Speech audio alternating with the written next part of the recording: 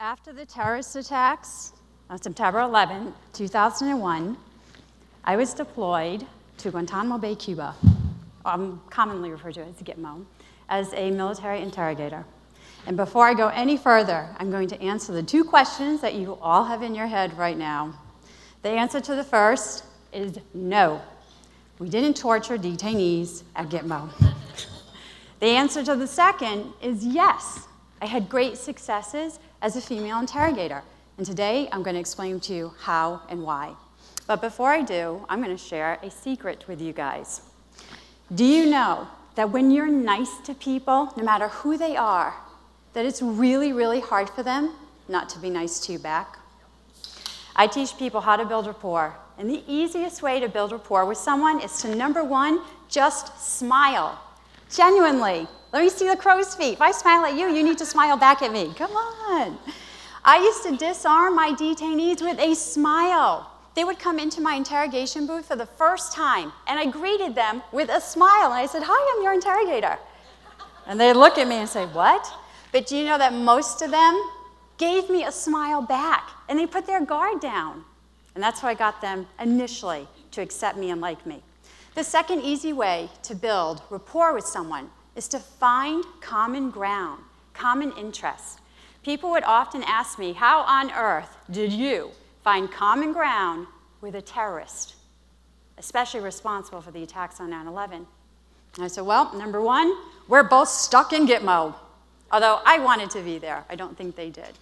Number two, we both had families somewhere. Number three, we both loved mint tea.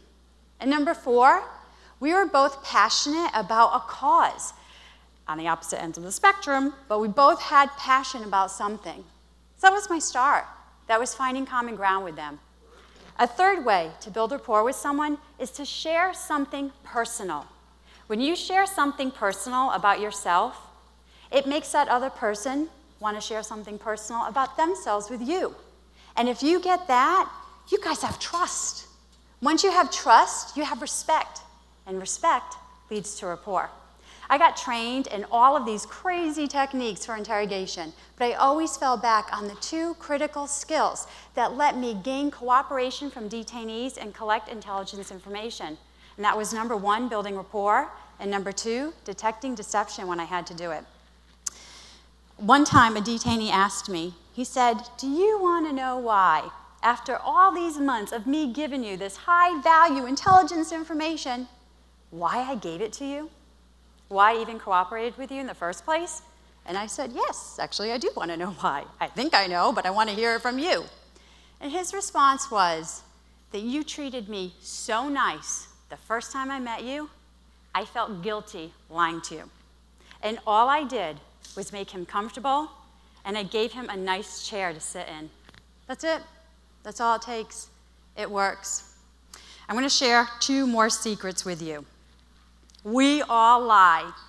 Every single one of us. Yes, or even you. I see that smile on your face right now. Yes, I do lie. I know you do. But it's okay. We all lie, but we all don't lie for malicious intent. Sometimes we lie to spare other people's hurt feelings. Sometimes we lie to protect other people. Sometimes we lie to avoid arguments. And that's not that bad. People call those white lies. And I'm here to tell you there's no such thing. Sorry, lies can't have color. There's 4 types of lies, though. One is a false statement. That's when I just say something that's not true. I don't want to be here today. Yes, I do. Another lie is lying by embellishment.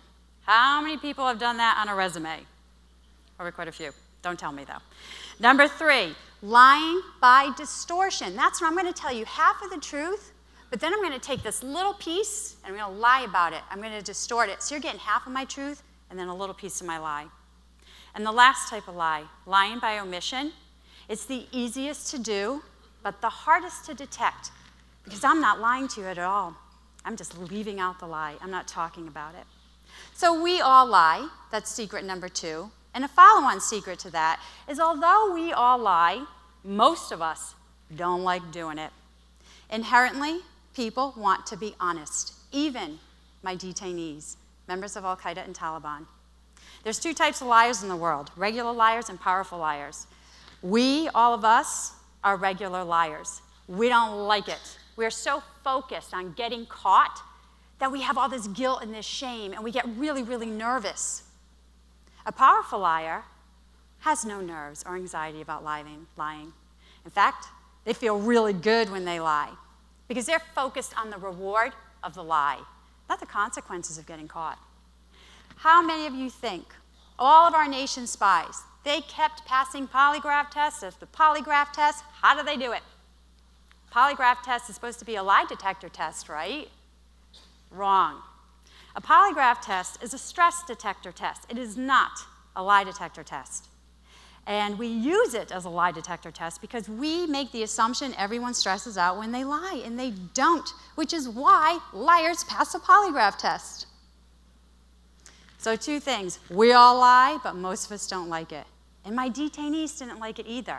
In fact, they would tell me, it is such a relief to not have to lie to you anymore. And I'm like, well, why didn't you just start off telling me the truth? We've wasted all this time. I had to work so hard. We could have just told the truth from the beginning. But they had some information they needed to protect.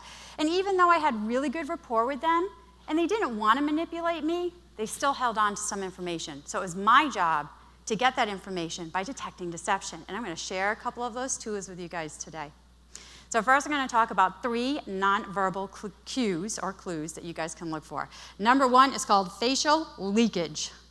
That sounds pretty disgusting, doesn't it? All right, there's nothing oozing out of our faces, but what does come across the face is our true emotion. When we try to hide our true emotions, it still comes out, and we can see it.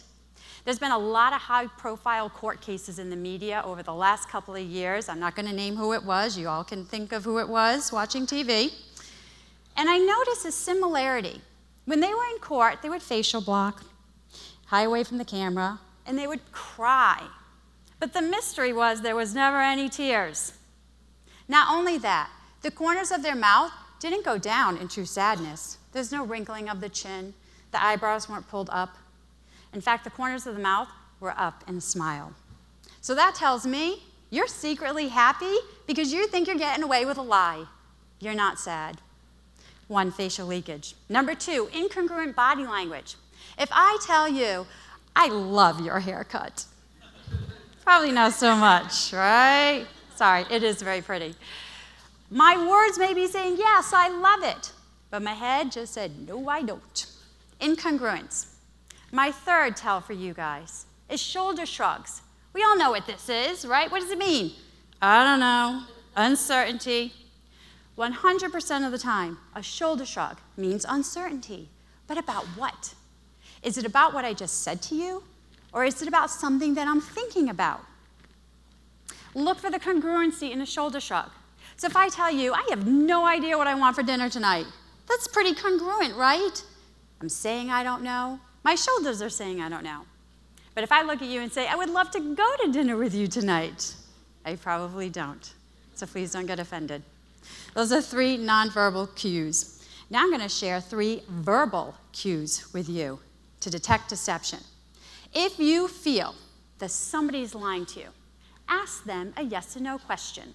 Because if they can't answer yes or no within 3 tries, they're hiding something.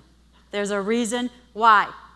Bill Clinton couldn't answer it. Hillary Clinton couldn't answer it. Lance Armstrong couldn't answer yes or no. Anthony Weiner couldn't answer yes or no. All they had to do was say, no, I didn't send the tweet. But we couldn't do it because it goes back to what I told you earlier. Inherently, we don't like to lie.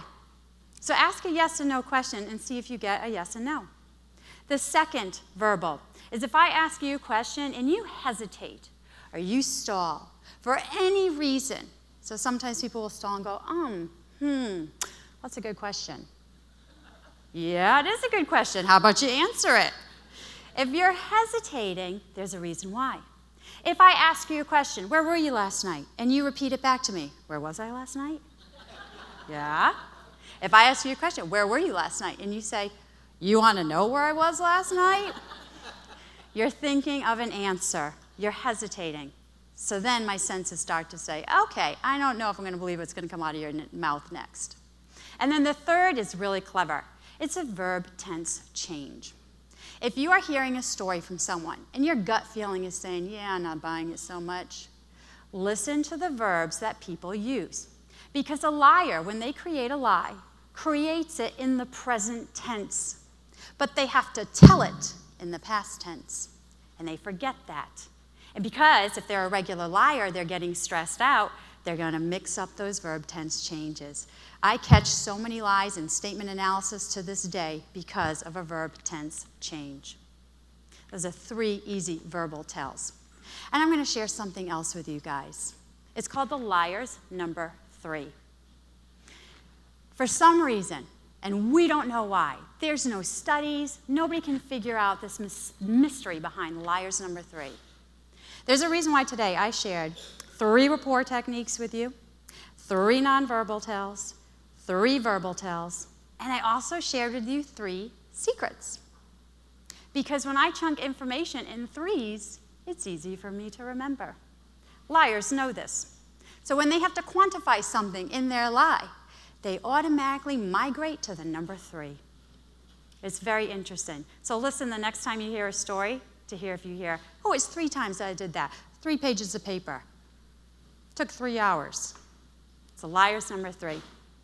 After I left to get Mo, I realized I got lied to on a daily basis. Yes, you need a new transmission. Really? You're going to double your money in a year. This is the best price that I can give you. I would never hurt you. And I thought, you know what? I need to protect myself. I have to use the skills that I used in the interrogation booth in my everyday life. No matter who you are or what you do, people will try to take advantage of you. They're going to try and hurt you. And it's your responsibility to protect yourself. I use these 2 skills, building rapport with people and detecting deception, to do just that. When you have rapport with people, they are less apt to try to hurt you, to try to manipulate you, and to try and deceive you. And even if they're still holding on to information, and you learn detecting deception skills, at least you can get to that part of the truth.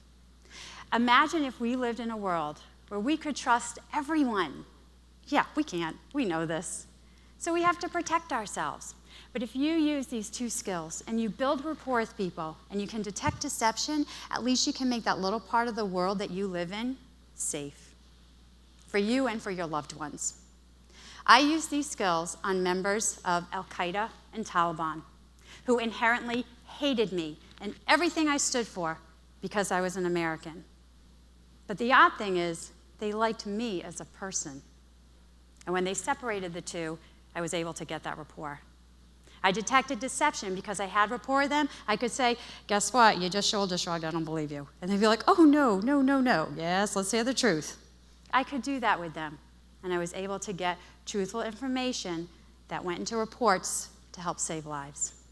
So my challenge is for you guys to build rapport with people, get that trust and respect, and use detecting deception to make your lives safe so you're not manipulated and you're not taken advantage of again.